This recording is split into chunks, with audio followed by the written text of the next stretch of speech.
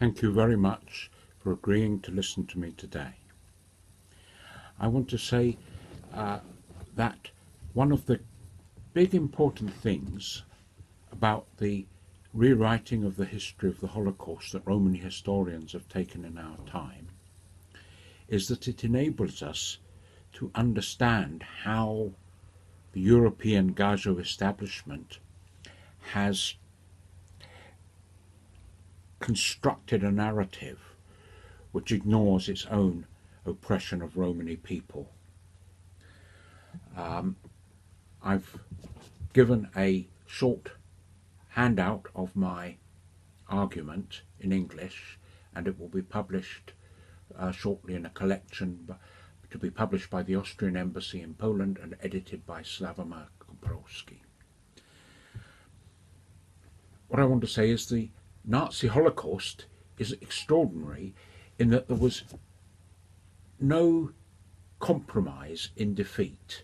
The Allies fought on to total victory and actually interrupted the genocides before they were complete. Unlike almost every other genocide carried out, there was no time to cover it up.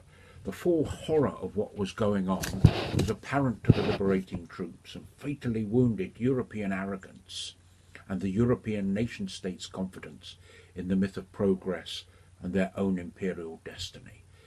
This did not happen all at once. Allied victory seemed a mere repetition at first of what had happened in 1918. But then the testimony of the liberators led to the war crimes trials, and the enormity of the crimes demanded something more satisfactory than the traditional blaming of evil leaders. How did so many people come to collaborate in evil? The Nazi ideology, with racism at its heart, was blamed. Racism itself was put in the dock. The traditional ideology did not disappear without a struggle. Those scientific racists who had the foresight to oppose Hitler, such as Eugene Pittard, who was once president of the Gypsy Law Society, argued that it wasn't racial analysis itself that was at fault, but just racial discrimination or oppression. They said Hitler had misused racial science. But such sophistry could not survive the gathering impact of anti-colonial revolt and the civil rights struggle in the United States, and racism itself became identified more and more frequently as both a scientific mistake and a form of psychopathology.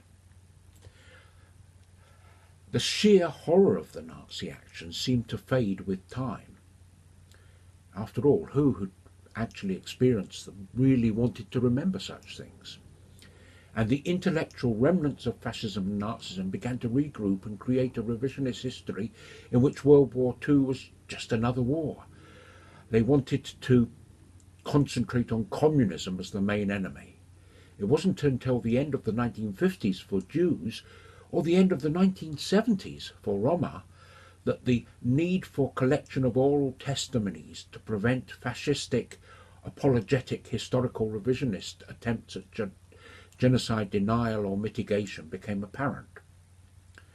The written record and oral testimonies are each valuable in different ways. We need to triangulate all sources from all viewpoints to understand where the systematic blindnesses are.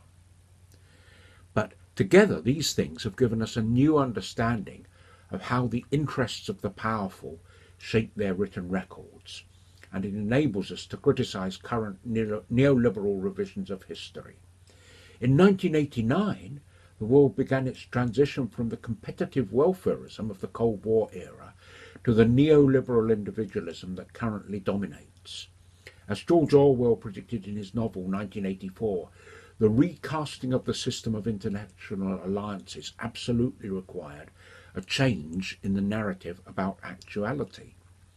The post-1945 rhetoric about equality and freedom from oppression, used in different ways on both sides of the Iron Curtain, became inoperative once the world's poor came knocking at the door of the wealthy North. The concern for justice for Roma and the mechanisms to achieve it, which had genuinely led to progress in the 1980s, which led to the adoption of the EU Council of Ministers resolutions of 22nd of May 1999, and which led John Paul II to endorse the campaigns and the internationalism of the International Romani Union, well, those things became an embarrassment, so they were simply forgotten in the new agenda of securitization which took hold. They disappeared into the European forgetfulness as surely as the knowledge of Romani language and origins disappeared during the transition from feudalism to capitalism in the 16th century. On websites, it's as though Roma struggles only began in the 1990s as a result of the EU and church benevolence.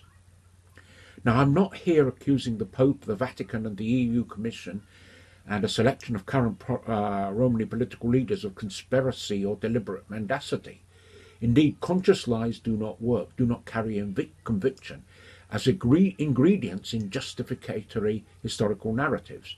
The EU Commission and the Vatican actually believe that that effective policy benevolent to the Roma only really began after 1989, and that its objective is to persuade the Roma to adopt a safer, less dangerous, less criminal culture.